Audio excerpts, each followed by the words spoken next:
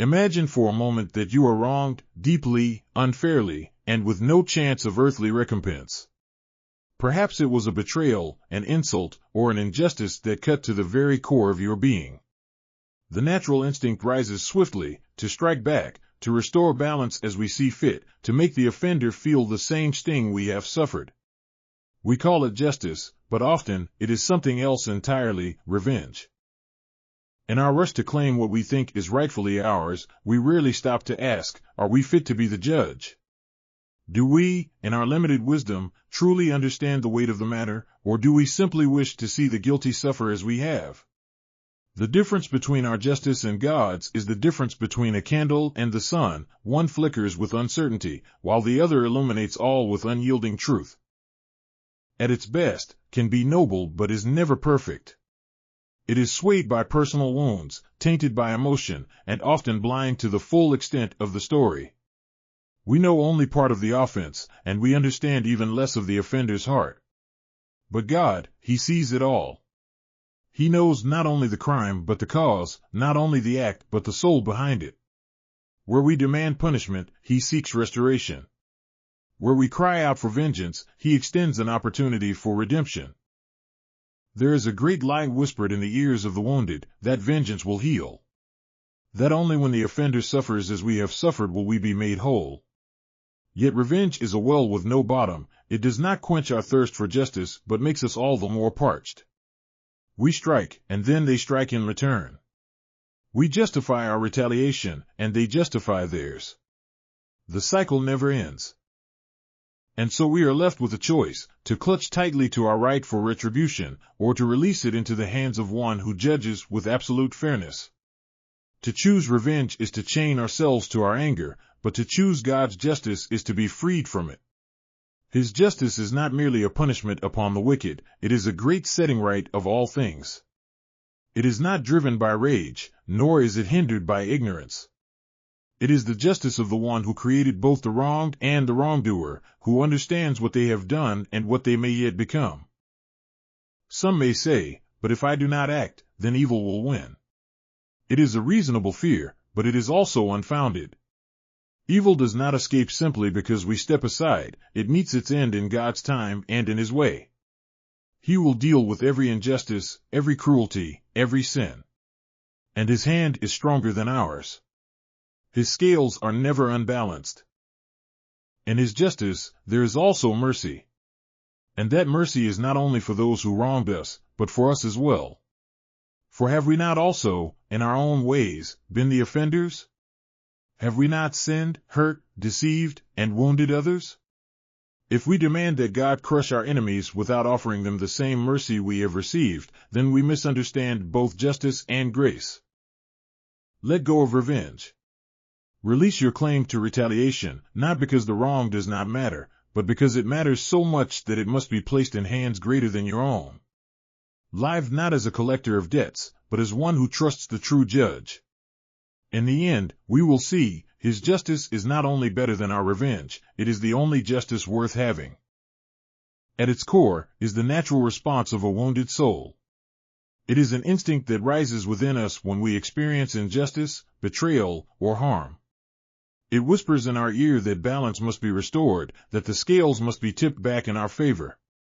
The desire for vengeance is not something we are taught, it comes unbidden, a reaction as old as humanity itself. And yet, for all its urgency and seeming necessity, revenge is deeply flawed. It is not the path to justice, rather, it is a road paved with bitterness, blindness, and an ever-growing thirst for more. One of the greatest flaws in human revenge is its subjectivity. When we are wronged, we perceive the situation from our own pain, our own perspective. The offense against us feels monumental, but we rarely stop to consider the full picture. We do not take into account the circumstances of the one who harmed us, their struggles, their own wounds that may have driven them to act as they did. More importantly, we do not weigh our own sins with the same severity. A man who is insulted may see the insult as an unbearable offense, yet he forgets the many times he has spoken harshly to others. A woman who is betrayed by a friend may seek to destroy that friend's reputation, believing herself justified, but she does not recall the time she has acted in selfishness or spoken words that wounded. We are quick to demand justice for the wrongs done to us, yet slow to acknowledge the wrongs we have committed.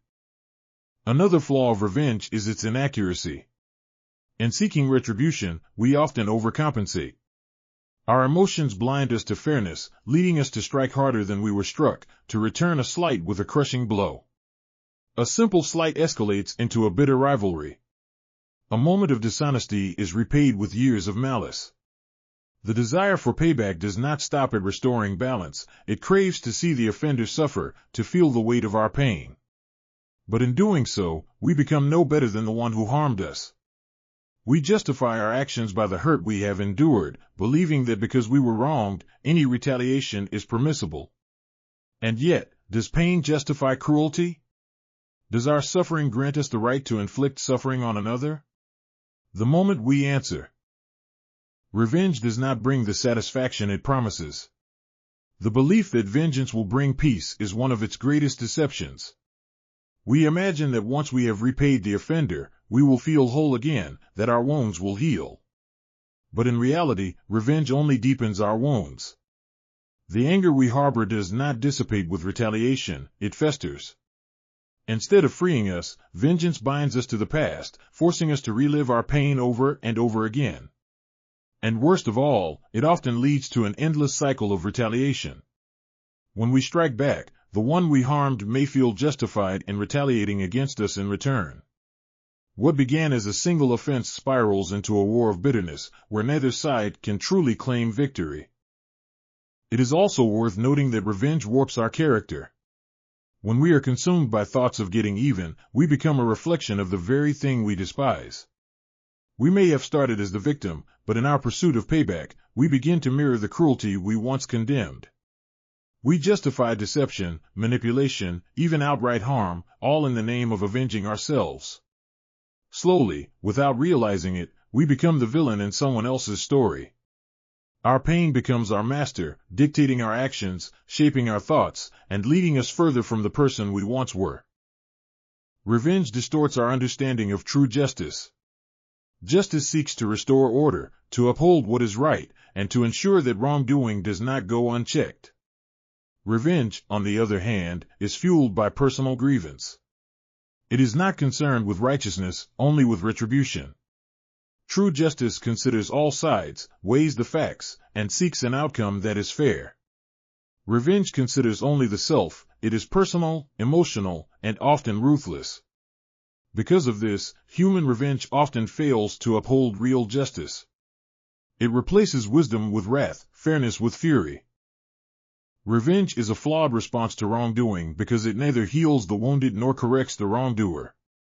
It merely spreads the infection of pain from one person to another, creating a world where suffering begets suffering, where hurt people continue to hurt others.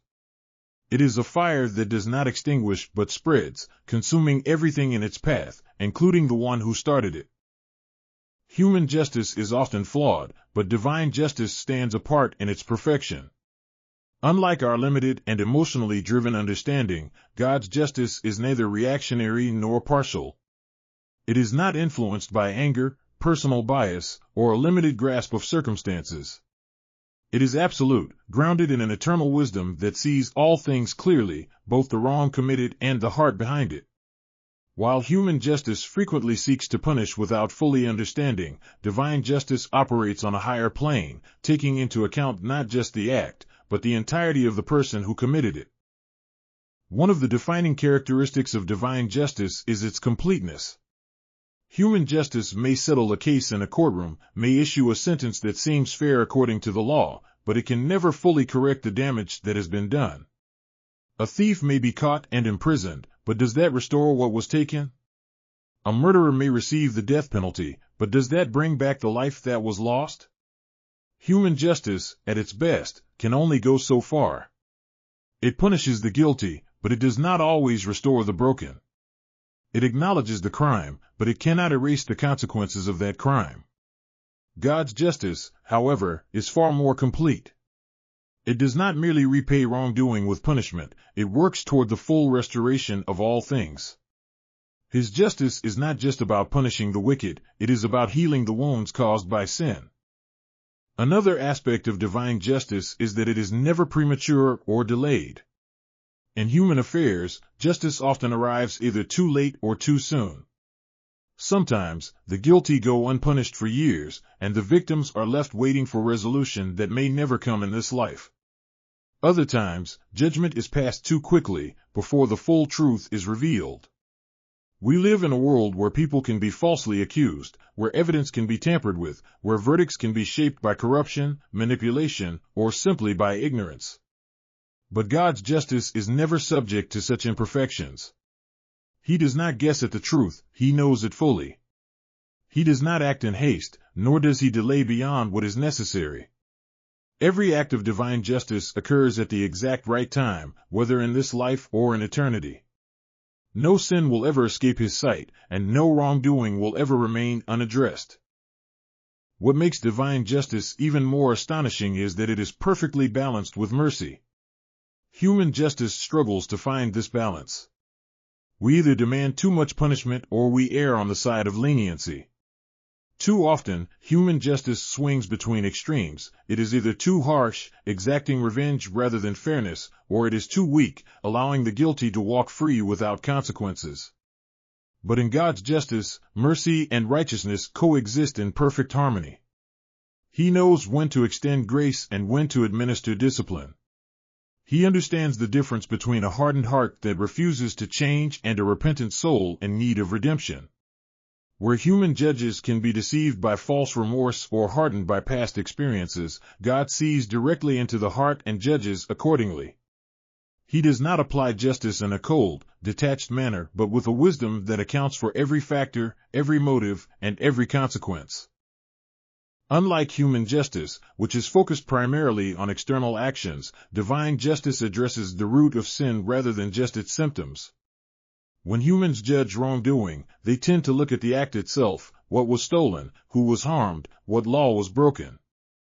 But God's justice goes deeper, addressing the condition of the heart that led to the crime. He does not merely punish theft, he sees the greed or desperation that led to it.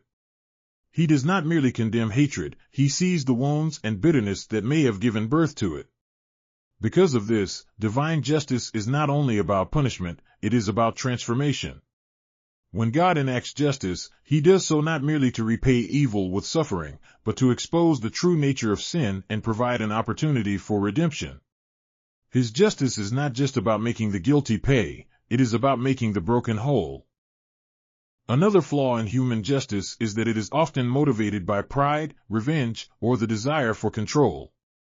Many times, we do not seek justice because we love righteousness, but because we want to see those who wronged us suffer. Our sense of fairness is often self-centered. We want justice for the wrongs committed against us, but we are less concerned when we ourselves are the guilty ones. Divine justice, however, is never driven by selfish motives. God does not punish out of wounded pride, nor does he seek to assert dominance over his creation through wrath.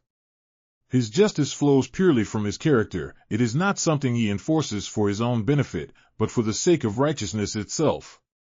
He upholds justice because justice is good, because truth matters, because sin destroys, and because love demands that evil be confronted.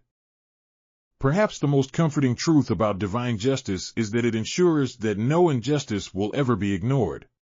In human systems, many wrongs go unanswered. Corrupt people escape judgment, victims are silenced, and the strong take advantage of the weak. But with God, no sin goes unnoticed, no evil is forgotten, and no act of wickedness is left unresolved. Even when justice seems delayed, it is never absent. Some wrongs will be corrected in this life, but all will be corrected in eternity.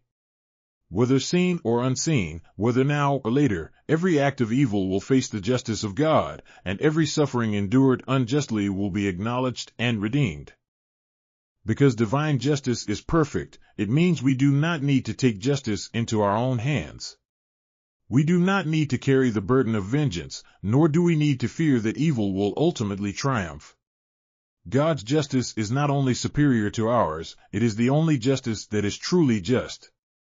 It is unwavering, incorruptible, and driven by a love that seeks not merely to destroy evil, but to redeem what sin has broken. And in the end, his justice will not only be better than ours, it will be the only justice worth trusting. Vengeance is often portrayed as a path to satisfaction, a means of reclaiming what was lost, or a way to restore dignity. It promises closure, offering the illusion that once we have inflicted pain upon those who wronged us, we will finally find peace. Yet, in reality, vengeance does not heal the wounded heart, it deepens the wound. It is not a resolution, but an extension of the original pain. Instead of breaking the cycle of suffering, it perpetuates it, leading not to justice but to greater destruction. One of the most insidious aspects of vengeance is the way it consumes the mind. When a person is wronged, the injustice lingers in their thoughts, replaying over and over again. Instead of focusing on healing or moving forward, they dwell on the pain, allowing it to fester into bitterness. This bitterness then begins to shape their perspective, making them see the world through the lens of their anger. Every action, every thought, every conversation is tainted by their desire for retribution. What was once an individual act of wrongdoing expands into an all-encompassing obsession, robbing them of joy, clarity, and peace. It does not take long before the one who was hurt is defined by their desire for revenge rather than by their own character. They become enslaved to their own hatred. Revenge is also deceptive in the way it alters our perception of right and wrong. When we are the ones who have been wronged, we justify retaliation as justice.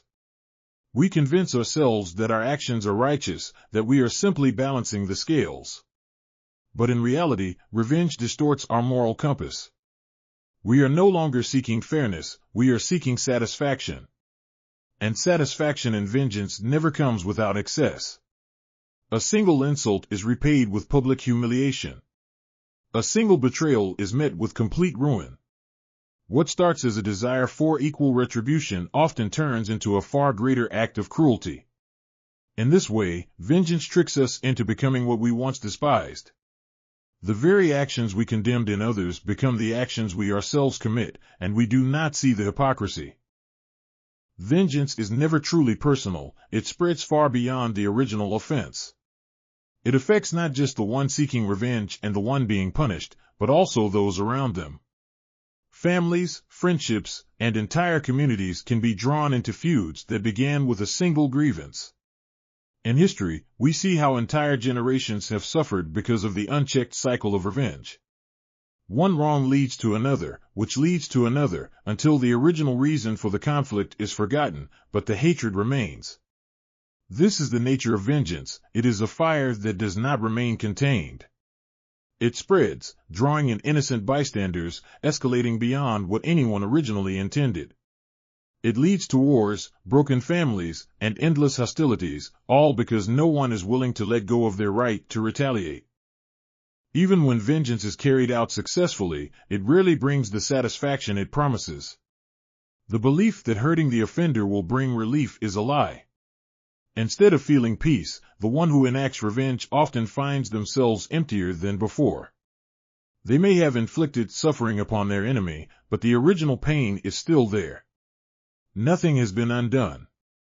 The betrayal, the insult, the injustice still exists in their memory. And now, in addition to their own pain, they carry the weight of the harm they have inflicted in return. For many, this realization comes too late, after the damage has already been done. They believed that revenge would close a wound, but instead, it has deepened their suffering, leaving them with even more regret. Another reason why vengeance is destructive is that it removes the possibility of change and redemption. If a person commits a wrong, there is still a chance for them to learn, to grow, and to make amends. But revenge does not allow for this. It demands immediate punishment, without room for reflection or transformation. It assumes that the offender is beyond redemption, that they deserve only suffering. But people are more complex than their worst mistakes. Many who have caused pain are capable of recognizing their error, of feeling remorse, and of seeking forgiveness. Yet vengeance does not wait for this process. It crushes rather than corrects, leaving no space for healing on either side. In this way, revenge does not just destroy the wrongdoer, it destroys the possibility of reconciliation, which is often far more powerful than retribution. Vengeance is also an act of misplaced power. It assumes that we, as individuals, have the right to determine the punishment of others. But human judgment is limited and often flawed. We do not see the full story, nor do we fully understand the people we are punishing. Every person carries their own struggles, their own wounds, and their own unseen burdens. The person who has wronged us may themselves be acting out of their own pain. This does not excuse their actions, but it does complicate the simple narrative that vengeance relies upon, the idea that we are good, and they are evil. The world is not so black and white, and when we take justice into our own hands through revenge, we often end up doing more harm than good. Perhaps the most tragic aspect of vengeance is that it turns the victim into an aggressor. When someone is hurt, they begin as the wronged party. But the moment they seek revenge, they step into the role of the wrongdoer.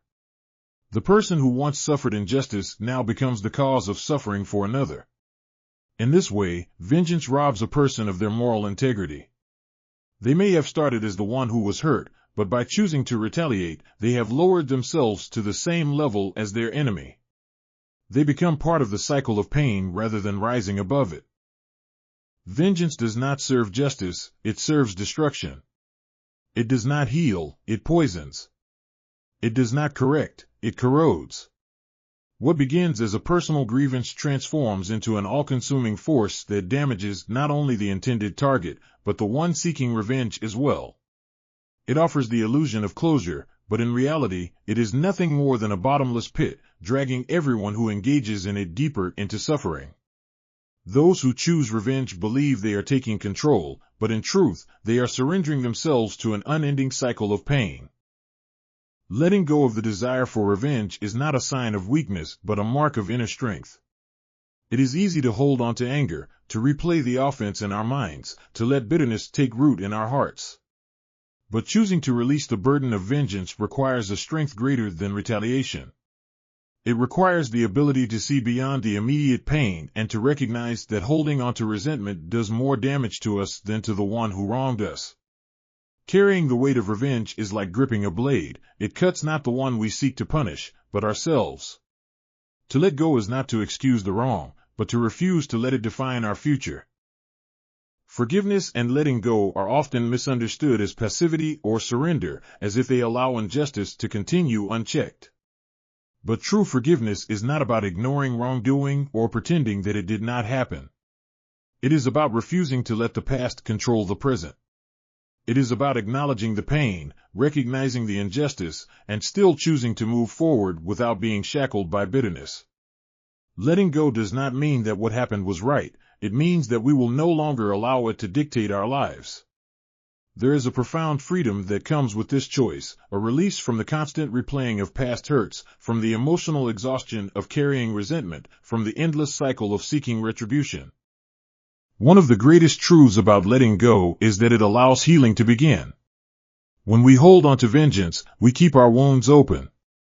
We feed them with anger, reliving the offense over and over again, never allowing the pain to fade. The mind becomes a prison where past wrongs are revisited endlessly, preventing us from finding peace. But the moment we choose to release our grip on revenge, we give our wounds the space to heal. We allow ourselves to step into a future unburdened by the chains of past injuries.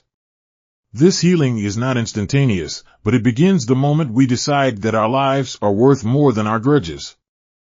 Letting go of revenge also breaks the cycle of pain. When someone harms us, the natural reaction is to strike back. But in doing so, we do not end the suffering, we extend it. Our retaliation causes the other person to retaliate in turn, and the cycle continues. One harm leads to another, then another, until neither side remembers where the conflict truly began. But when we choose to stop this cycle, we prevent further damage. We choose to be the one who refuses to spread the pain any further. This is not an easy choice, but it is the only way to end the pattern of suffering that revenge perpetuates. Instead of contributing to a world of increasing hostility, we become agents of peace, showing that there is a better way.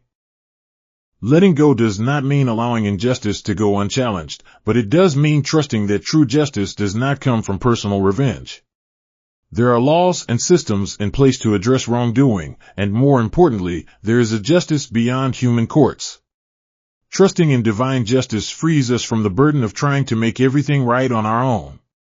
It reminds us that no evil goes unnoticed, that no wrongdoing is forgotten. This does not mean that every wrong will be corrected immediately, but it does mean that ultimate justice is not in our hands, it is in the hands of the one who sees all things perfectly. This trust allows us to step away from the consuming fire of vengeance, knowing that we do not need to be the judge, jury, and executioner. Letting go also allows us to reclaim our own lives. When we are consumed by vengeance, our thoughts, our energy, and our emotions become centered around the person who wronged us. We allow them to occupy space in our minds, shaping our actions and influencing our choices. But the moment we choose to let go, we take back control. We refuse to let the actions of another define who we are. Instead of being prisoners to the past, we step into the present, making choices based on our own growth and well-being rather than on bitterness. The person who wronged us no longer has power over our emotions, our peace, or our future. One of the most powerful aspects of letting go is the ability to experience true peace. Anger and revenge do not bring peace, they bring turmoil. They keep the mind restless, replaying past offenses, imagining ways to make the other person suffer. But peace comes when we decide that our own well-being is worth more than our resentment. It comes when we recognize that we cannot control the actions of others, but we can control how we respond to them. Peace is found not in the satisfaction of vengeance, but in the freedom from it. It is found in releasing the burden, stepping away from the endless cycle of retaliation, and choosing to live without the weight of past wrongs pressing down upon us. Letting go also allows for the possibility of transformation, not just for ourselves, but for those who have wronged us. When we respond to injustice with vengeance, we reinforce the cycle of hatred and division. But when we choose to let go, we leave room for change. There are many who have caused harm and later come to regret their actions, but vengeance does not allow them the space to recognize their wrongs and seek redemption. When we refuse to retaliate, we challenge the very nature of the conflict. We introduce an alternative to the endless pattern of harm. We may not see the results immediately, but letting go creates an opportunity for both parties to move forward in a way that revenge never could. Letting go of vengeance is not about forgetting, nor is it about pretending that wrongs do not matter. It is about refusing to let those wrongs dictate our future. It is about recognizing that our own peace, our own healing, and our own freedom are more valuable than the pursuit of revenge. It is about stepping out of the prison of bitterness and choosing to walk a different path, one that leads not to destruction, but to renewal.